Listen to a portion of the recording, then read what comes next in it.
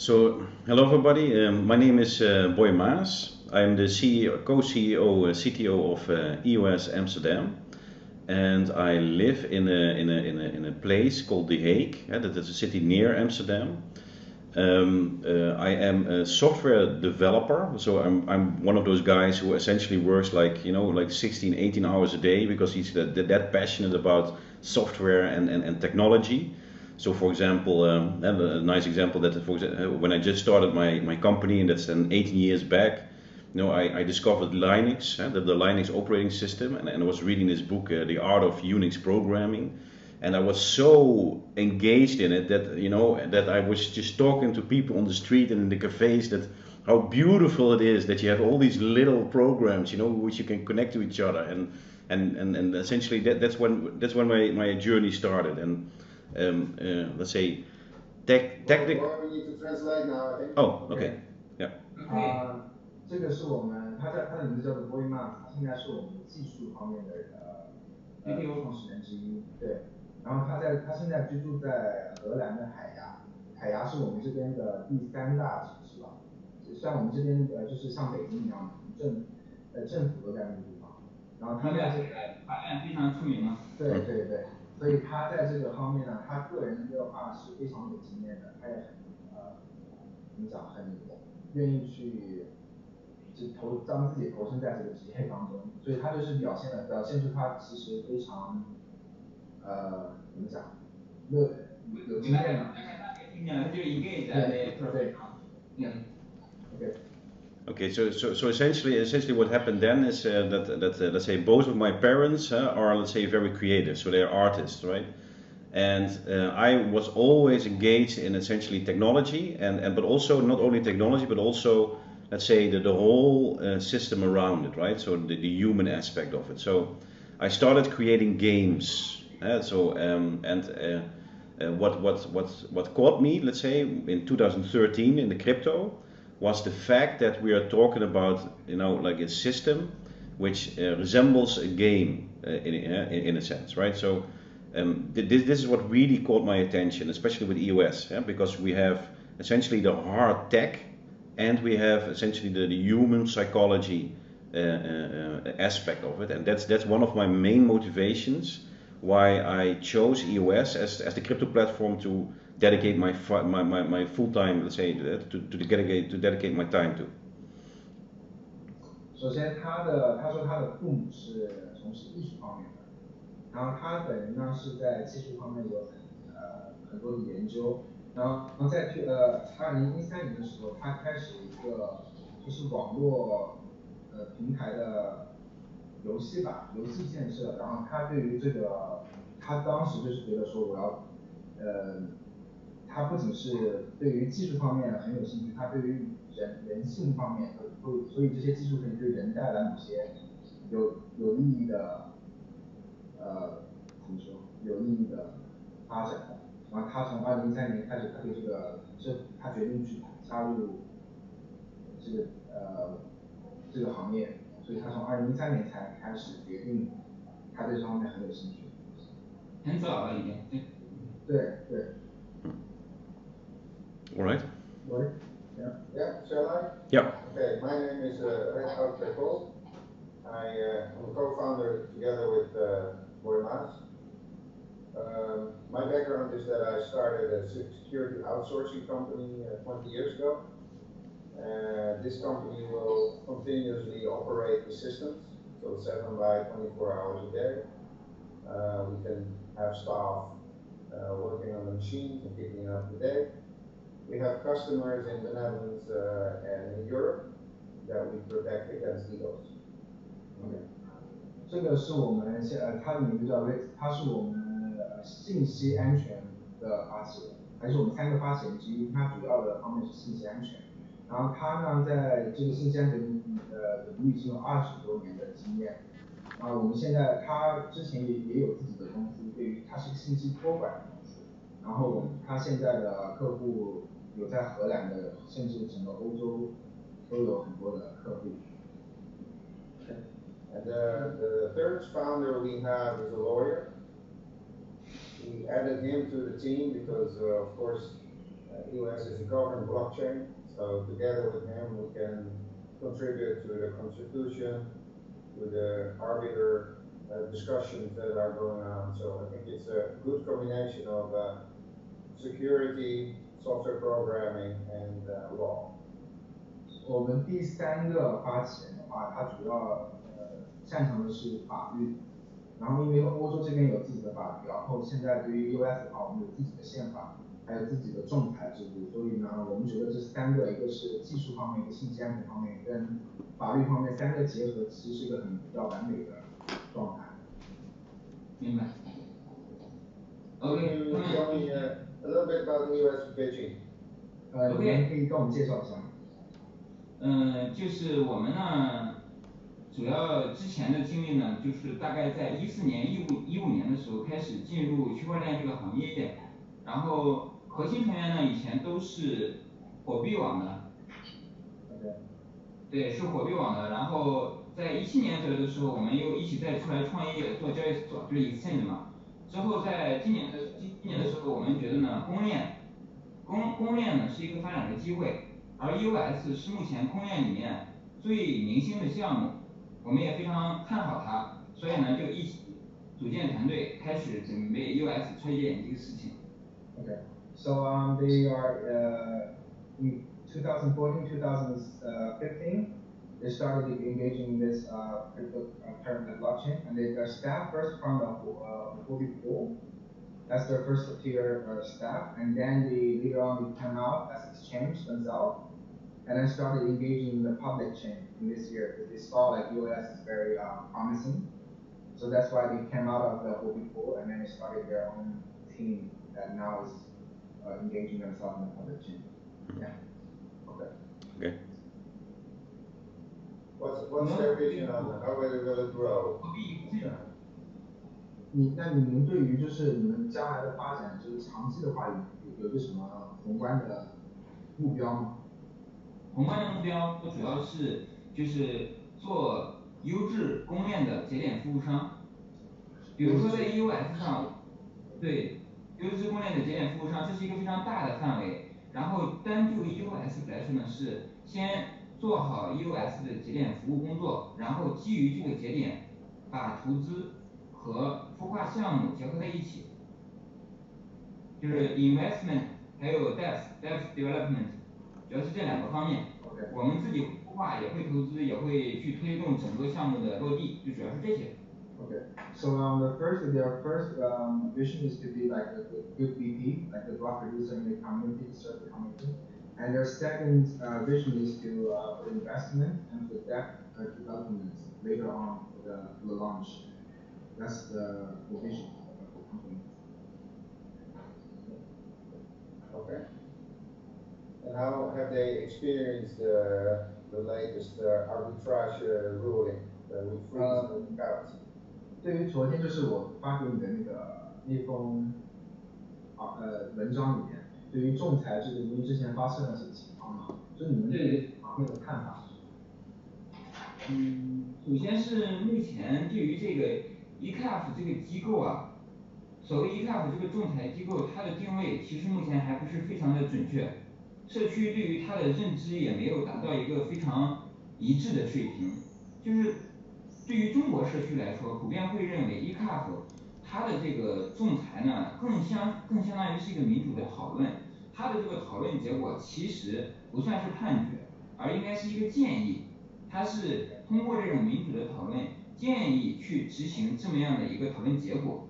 那么 BP 去执行这个结果的，但是有一种潜在的风险就是，可能 BP 不会支持，至少说不是所有的 BP 都会支持它推出的这么一个建议，或者说是所谓的裁决，这个时候可能会存在冲突。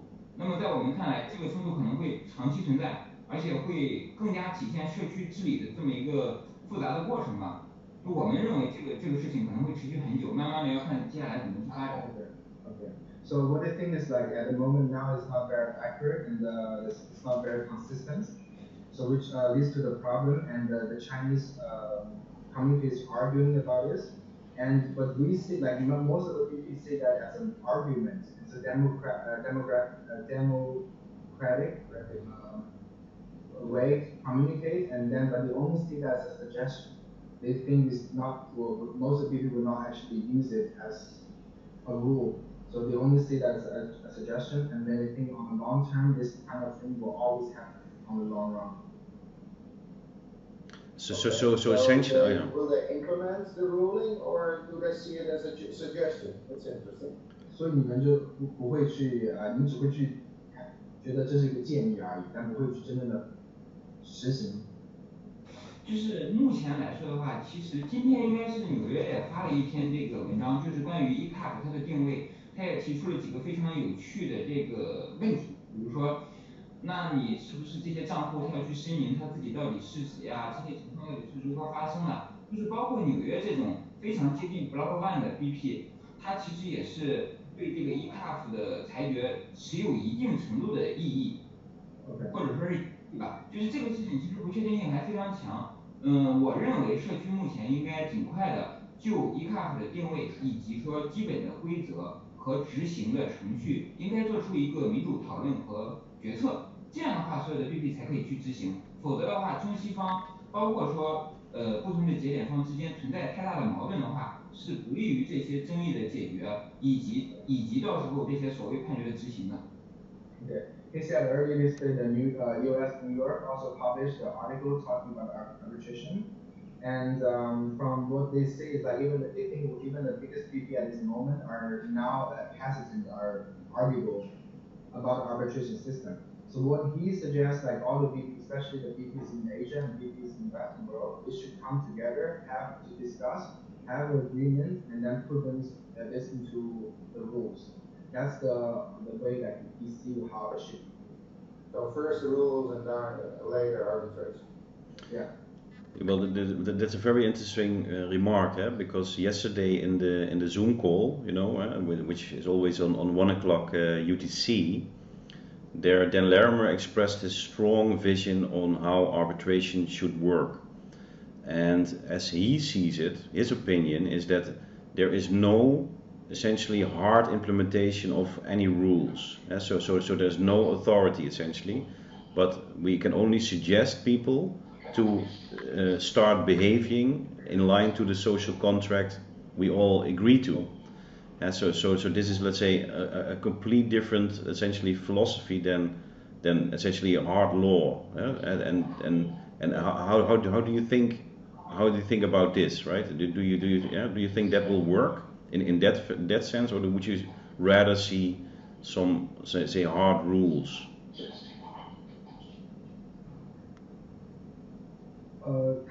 刚才是他们说的是两个一个话，他们有完全不一样的对于这个仲裁制度的看法。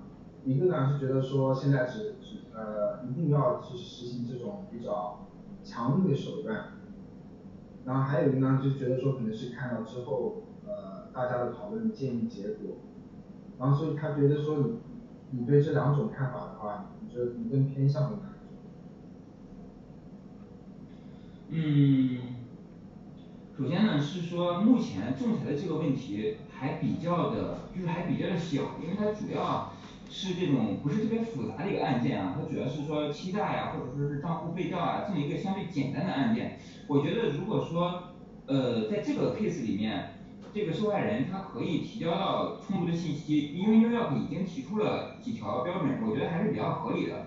如果说他能达到这些标准，我是倾向于说可以去执行这次的决议的。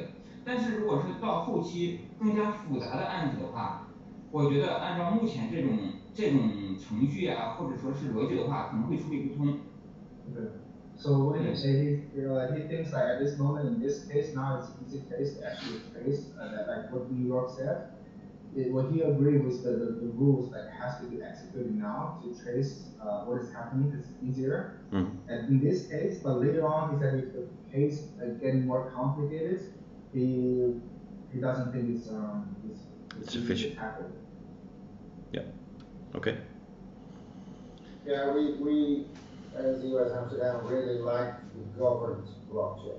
I think people should not lose their wallets because some scam or whatever. So whatever we can do to make it correct, that is our vision. So that's why we like EOS. 我们 EOS 阿姆斯呢是尽全力要保障这个钱包是他们就是不会去因为这种事情而丢失，所以我们一直在努力的管制这个系统，然后我们也在尽自己的所能去帮助这个社区。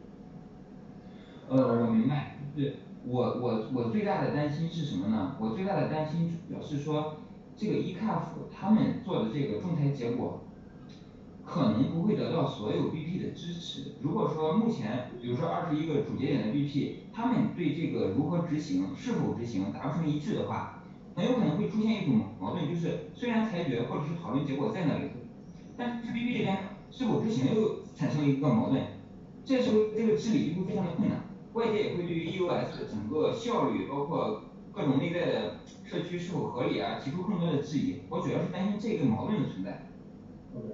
So what he said, he copied the arbitration, and then he said even they have the arbitration settled, but the 21 BPs are not actually executing it. They have not a consistent view on how to execute it. It will still be a problem. It's internal problem for this, also external. He's really worried that how people perceive EOS. He thinks they will perceive it as very chaotic because you don't have consistency internally. What do you think? Yeah, that is also a very interesting question. Let's say Dan, in the previous meeting, suggested we should make an on EOS forum in which all block producers can essentially select a topic, and then we have this transparent, let's say, log of what each block producer thinks about a topic.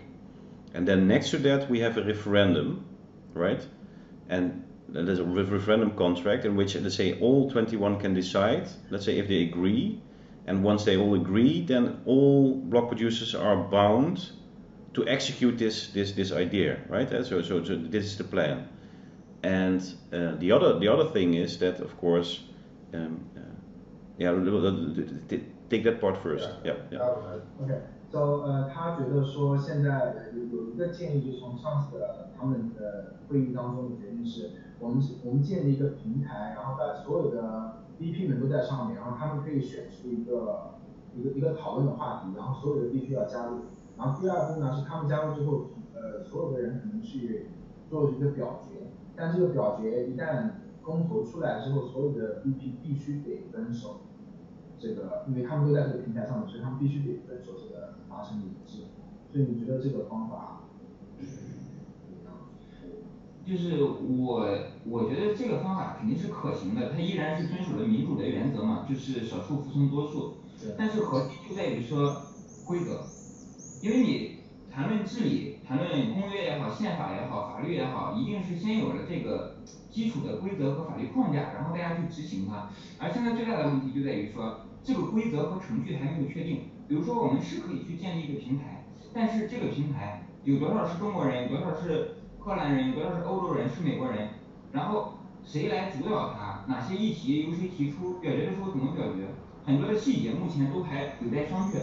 包括目前 ECAF 也是这样的，因为 ECAF 那边其实目前的成员里面一个亚洲成员都没有，这种的话，对于亚洲的这些 BP 来说，也会认为好像不是特别的合理。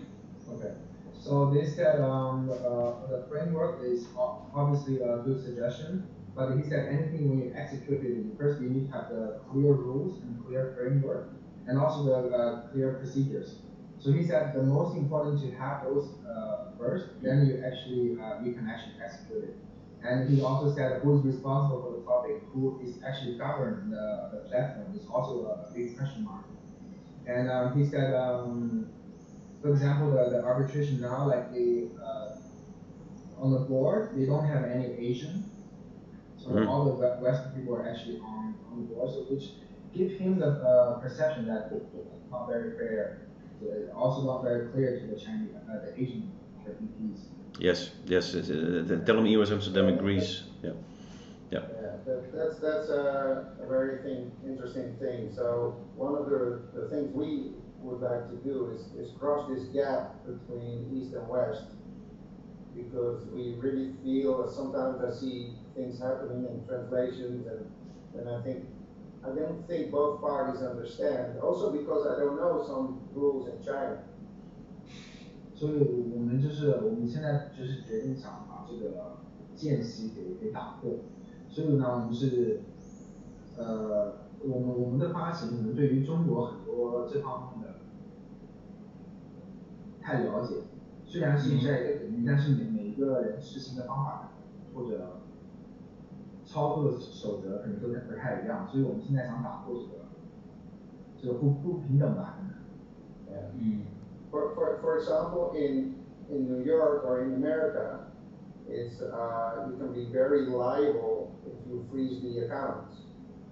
In Europe, if you do not freeze the accounts, you can be liable because you see something that is clearly wrong and you don't act, then you can also be liable. So in America, one side is liable, and in Europe, the other side also is liable. How is that in China? I mean, if you stop a thief, then you're not liable or you're liable. If you don't stop a thief, you're liable, not liable. How is that in China? 所以我们就刚才就之前发给你的那个文章里面就讲了，因为在美国的话，可能他们就是立刻冻结这个账户，可能不需要负任何责任，就哪怕就是你不去冻结这个账户，可能是会发生一些不好的事情，他们也不负任何责任。可是，在欧洲的话，就是你采取行，就是跟美国是完全相反。我们可能不会一直会坚持我们的条约，但是我们觉得说现在这个时候，我们必须要采取一些行动。哪怕是可能我们之后会要承担责任，但是我们是为了不防止更糟的结果，而我们采取行动。所以他想问在中国这一块我们是一定要遵守这个条约呢，还是说我们可能觉得后面会就是采取一些手段会防止不好的事情发生？就是这个只是我个人观点，不是说代表其他的中国 BP 啊。就是我个人呢更倾向于认为，首先还是要坚持程序正义。就首先还是要坚持程序正义。如果大家都认可了这个程序的话，那么第一步肯定是坚持程序正义，因为你不能随便的把已经定的最高层级的这种规则都打破了，然后再去寻找所谓的内在的或者是实质的正义。所以我还是会倾向于首先坚持这个程序正义。然后呢，在目前这种情况下，其实还没有一个非常成熟和稳定的程序的情况下啊，像昨天那种情况，如果说是需要 BP 去操作这个冻结，我是倾向于去执行的。就我倾向于去执行，我也不是特别怕去承担这个责任，因为这个决策并不是 BP 去做的，BP 只是遵守了一个社区基本的治理规则，是说 BP 去执行这么一个仲裁的建议或者结果。如果说大部分人都去执行了，我没有理由去拒绝执行这个操作，而且我执行这个操作的时候，我的主观出发点是为了保护，或者说是防止这些善意的账户它受到损失嘛。我觉得我的主观出发点没有问题，哪怕事后证明我错了，这个时候如果要承担责任，我愿意承担，我愿意和所有其他的 BP 和所有做出这个裁决结果的人一起承担这个责任。So he meant he will always follow the highest rule, to stick to the rule first, and also the procedure, because that's already scheduled among everybody. But however, he said at the moment now, the procedure and the rules are not very mature yet. So what he will do is just he will just join the majority of the people and help with the freeze account, and later on, if he will be counted for any responsibilities or liabilities, he will willing to be responsible for that. Okay. But he still want to stick to the rules if the rules is mature enough for arbitration. Very good, very good. I think it's very interesting to see a discussion like this, independent of all the operational discussion. Would I like to discuss other topics right now to bridge the gap between China and America and Europe? 我们觉得呢，这个其实是一个很助于我们发展的一个对话，因为大家对于这个方面的看法可能在每个国家都不太一样，所以这种交流呢可能会更促进后的发展。然后他想问一下，对于你们还有什么话题想跟我们聊？就是其实呢，中西方的沟通，我们说中西方的沟通一直都存在问题，但是我不知道欧美国家之间，比如欧洲和美洲那边的沟通是否也存在问题。Okay. 就这几个问题先。Okay. The first question he has for you is he always realized there is rift. Yes. So the first question he said that he always realized there is a big problem, like communication-wise, between Asia and Western world. But he wonders, is there a problem between Europe and America? In communication, in terms of communication. No, I don't think there is. Of course, we are not natively speaking English. I think a lot of Dutch are pretty fluent. The rest of Europe sometimes is not. Like people in Spain are definitely not fluent. I'm currently in Portugal, people are definitely not fluent, and of course communication errors can be happening. And I think, yeah, we're not big friends of Trump right now, so I think we have the similarity to China right now, that this president of the US is doing things not of the interest of the whole global economy. 他说呢，我们因为在欧洲可能国家地域的不同，可能差异也会比较大。我们在 EOS 阿姆斯特丹来说的话，荷兰人他的英文程度、沟通能力是非常强的，所以他们跟美国这边的沟通的话是不成问题。但是相当于如果在 EOS 在葡萄牙或者西班牙来说的话，他们的沟通会有很大的问题，因为他们的英文程度可能是比较差的。然后所以而且我们现在觉得呢，EOS 美国那边做了很多裁决或者他们的方式吧，可能不是对于整个 EOS 的社区有很大的帮助。不是看到所有 EOS 社区的利益，然后实行。所以说其实还是大家都会认为语言是一个非常大的障碍嘛。So most people will still think like language is a big barrier. Yeah, I think although we speak pretty good English, I think also then it can be lost in translation. 他说语言确实是个问题，即使是我们可能都说英文，但可能你们理解的会有偏差。对，就好像你现在翻译，我大概能明白。OK， 这是第一个。第二个就是关于这个交易所投票啊，像这个 Bitfinex 也好，还是其他的这个交易所也好，他们在投票这个事情上，其实占了非常大的权重。目前来看的话，只要他们希望拿这个票去投某一个 BP， 这个 BP 一定会进入前10名，或者说是进入前21名啊。在这个事情上，就是阿姆斯特丹这边有没有什么考虑？比如说，他们，我觉得我个人认为他们应该反对，但你可以问一下他们是什么态度。再一个就是说，他们有没有什么技术上的手段，或者是潜在的一些方案，去来阻止这种情况发生？ Okay. So he mentioned the exchange vote that is happening currently, and he said if any exchange are going to vote for the BPs, they will be at least in the top 10 or top 21. So he want to ask like EOS Amsterdam, are you against it? And what's your opinion about the exchange vote? And do you have any technical ways to prevent this happening? Well, it's a difficult question because, of course, block producers are very powerful in this. Exchanges are very powerful in this space. I think it's a reality we have to live by. I think in maybe 2 years, we also have very dominant applications that might choose to become block user as well. And because they have a strong brand, whether it's an exchange or a big famous application, they will attract votes. And then the work of the block producers, like us, all the people that put a lot of energy in to get this chain operational are being kicked out. And of course that's very unsatisfactory, but it's reality.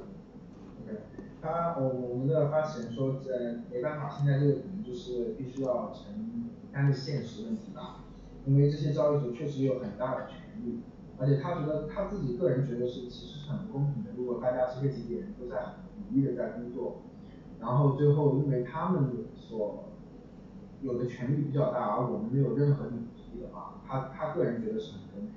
但是他觉得说在2年的时间之内，反正我们自己会有自己的一些比较占优势的这种 app，然后可以就是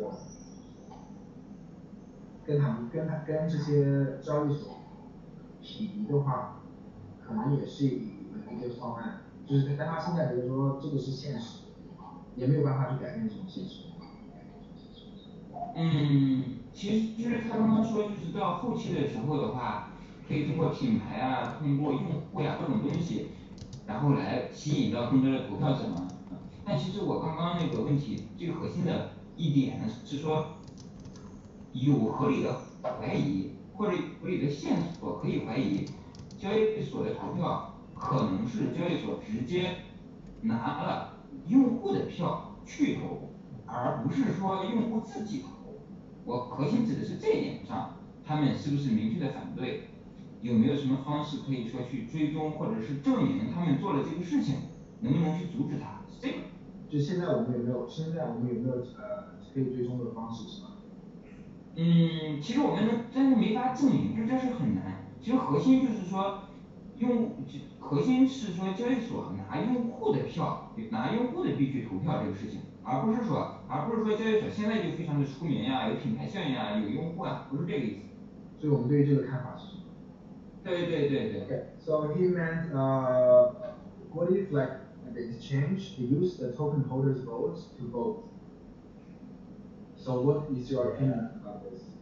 Yeah, I think that of course is completely illegal, and I think it was Bitfinex that also said we cannot do that. But that's the votes of their clients because they are very rich entities, very knowledgeable also in this space. They are large token holders because they purchased coins at probably the lowest level. So they have an economic incentive. They had an economic incentive before. So when the token price goes up, it's very difficult to become a new block producer. The return on investment is difficult. Yeah, so I think will not see new block producers coming from exchanges, but I could be wrong. I think everybody in the space that made the decision, I want to be active here as well, already did. They made this decision 6 months ago. The only new interesting thing is flight to Mars, of course. So yeah. 所以他觉得这方面是不合法的，所以我们的肯定是反对，尤其是我在 EOS Amsterdam我们是非常反对这种事情。